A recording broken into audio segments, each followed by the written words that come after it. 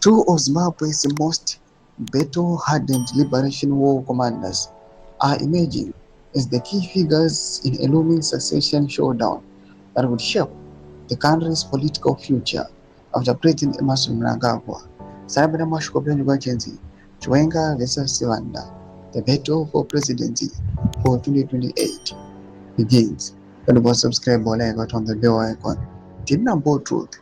Hope that you Retired General Philip Valeris Rwanda and Vice President Chiwenga both joined the liberation struggle in 1973, fighting on opposite fronts during the war against white minority rule.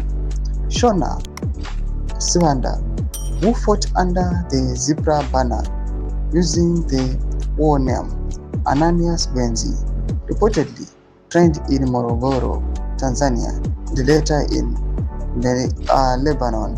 Chiwenga, then known by his guerrilla name Dominic Chiwenga, operated under Zandla and received military training in Mozambique.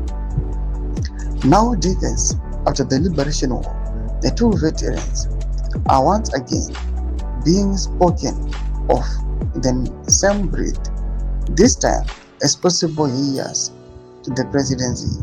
Rwanda's recent elevation to the ZANU-PF Politburo has fueled speculation that he is President Mnangagwa's preferred successor, but Chiwenga, long viewed as a powerful political force within the ruling party and security establishment, is still widely seen as a frontrunner for the top job in 2028.